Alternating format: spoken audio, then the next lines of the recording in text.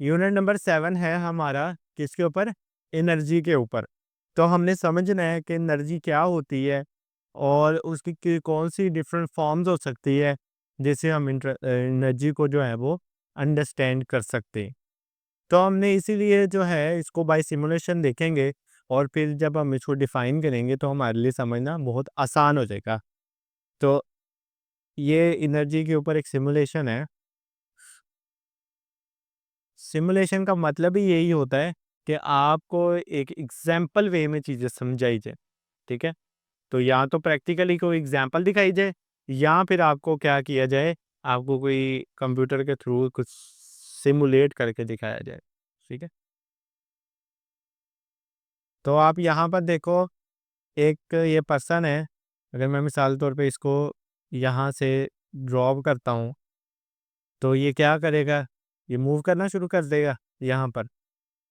तो जब मैं इसे यहाँ पर रख के छोड़ा मैंने, क्या किया इसको? जब मैंने इसे यहाँ पर लेकर आया, पहले यहाँ पर था, यहाँ पर ग्राउंड स्टेट पर था। इसका मतलब इस वक़्त इसकी कोई एनर्जी नहीं है, कुछ भी नहीं है, ज़ीरो है। मैंने क्या किया, इसके अंदर पोटेंशियल एनर्जी पुट कर दी। हम बाद में समझेंगे भी एक-एक चीज़ को कि पोटेंशियल एनर्जी क्या होती है, काइनेटिक एनर्जी क्या होती है। मैंने इसको हाइट दी थोड़ी-सी। मैंने इसको हाइट दी और एक स्पेसिफिक हाइट पर लाकर छोड़ दिया। अब ये पोटेंशियल एनर्जी किस में कन्वर्ट हो रही है? काइनेटिक एनर्जी के अंदर। वो कन्वर्ट कैसे होती है? काइनेटिक एनर्जी क्या होती है? वो सारा कुछ इन डिटेल देखेंगे। अभी हमने थोड़ा एनर्जी को समझना।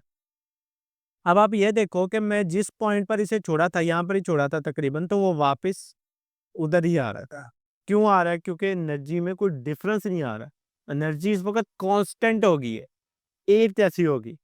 अगर मैं इसके अंदर थोड़ी-सी फ्रिक्शन ऐड कर दूँ, तो अब ये देखना आहिस्ता-आहिस्ता क्या होगा, वो देखो स्पीड स्लो होती गई, होती गई, होती गई, होती गई, होती गई और एट द एंड वो ख़त्म हो जाएगी एनर्जी। तो क्या हुआ, एनर्जी कम होना शुरू होगी।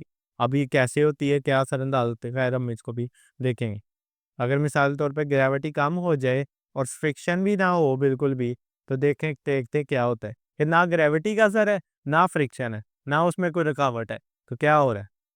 वो देखो। अब ग्रेविटी की वजह से कोई उसमें कुछ स्टेबल चीज़ें नहीं हो रही, हो सकता है कि ये बाहर ही निकल जाए, ठीक है? एनर्जी कंज़र्व नहीं रहेगी due to absence of gravity. तो ग्रेविटी बहुत ज़्यादा हो जाए, तो उसकी वजह से भी स्टेबिलिटी नहीं रहेगी। अब देखो वो एक ही जगह पर जो है ना वो मूव करना शुरू कर दिया उसने, ठीक है?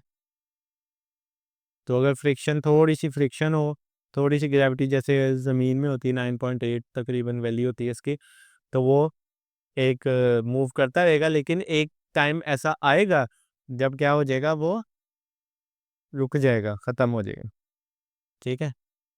यहाँ पर इन्होंने ये मीटर भी दिया हुआ है नापने के लिए कि ये कितना डायमीटर है, ये वो इंची टेप नहीं होती? हम ये देख लेते कि यहाँ से यहाँ तक कितना क बन रहा है ये। हाँ ना।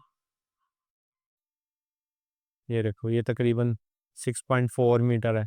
तो हम इसे न्यूमेरिकली डिटरमाइन भी कर सकते हैं कि इसकी पोटेंशियल एनर्जी कितनी थी और जब हमने इसको छोड़ा तो इसकी काइनेटिक एनर्जी कितनी हो गई, बिकॉज़ इसका मास भी दिया हुआ है, 60 केजी मास है इसका। ये नज़र आ रहा है मास? ये देखो 60 केजी मास है। तो हमारे पास मास भी है, हमारे पास ये जो है वो इंचेस टेप से हमें पता भी चल गया कितनी हाइट है, तो हम इसकी पोटेंशियल एनर्जी न्यूमेरिकली और काइनेटिक एनर्जी दोनों निकाल सकते हैं, ठीक है? तो ख़ैर वो हम न्यूमेरिकल और ये चीज़ें बाद में देखेंगे, लेकिन हमारा अभी मकसद था समझना। अब यहाँ पर स्पीड का भी देखो उसने मीटर दिया हुआ है, अगर मैं इसको रख के इधर छोड़ूँ, तो मुझे इसकी स्पीड भी पता चल जाएगी। तो देखो स्पीड कम भी हो रही, ज़्यादा हो रही, जब वो नीचे आता है तो स्पीड इंक्रीज़ हो जाती है, ऊपर जाता है तो जो है वो स्पीड कम हो जाती है। तो ये क्या चीज़ है? ये एनर्जी के अंदर डिफ़रेंस आ रहा है एक्चुअली, जिसकी वजह से ये हमें प्रैक्टिकली चीज़ नज़र आ रही है। अब देखते हैं हम एनर्जी क्या होती है। तो एनर्जी एक एसेंशियल पार्ट है ज़िंदगी का और एनर्जी हमारी डेली लाइफ में किसी न किसी फॉर्म में इस्तेमाल होती है। हम फ्रॉम डान टू डस्क, ठीक है? डान किसे कहते हैं? जब सूरज तुलू होता है और डस्क मतलब जब गुरूब होता है। तो तुलू होने से लेकर गुरूब तक हम किसी न किसी फॉर्म में जो है वो एनर्जी का इस्तेमाल कर रहे होते हैं, एनर्जी लगा रहे होते हैं, एनर्जी हमें जब भूख लगती है तो क्या होती है? एनर्जी की कमी होती है ना, हम कहते हैं जी मैं बड़ी लो एनर्जी फील कर रहा हूँ, तो वो क्या एनर्जी कम है। और इसी तरह आप खाना लेते हो एनर्जी लेने के लिए, लाइट आपके अब ये भी एक एनर्जी है। ये जो आपको ये डिस्प्ले नज़र आ रहा है इतना बड़ा, ये क्या चीज़ है? It is also form of energy. कौन सी फॉर्म ऑफ एनर्जी है? लाइट एनर्जी है, ठीक है? इसी तरह आप एयर कंडीशनर्स समर्स में इस्तेमाल होते हैं, तो वो भी एनर्जी से इस्तेमाल हो गए। इसी तरह और हम इलेक्ट्रिसिटी क्या चीज़ है? इलेक्ट्रिसिटी बिजली है, बिजली की मदद से वो प्रोजेक्टर चल रहा है, बिजली की मदद से जो है ये सारा कुछ चल रहा है, तो वो क्या है? It is also form of energy, ठीक है? तो हमारी इसकी रिक्वायरमेंट जो है वो बहुत ज़्यादा है एनर्जी की। एनर्जी के बगैर हम सर्वाइव ही नहीं कर सकते। From living thing to non living thing, हर चीज़ एनर्जी पे डिपेंड कर रही है, ठीक है?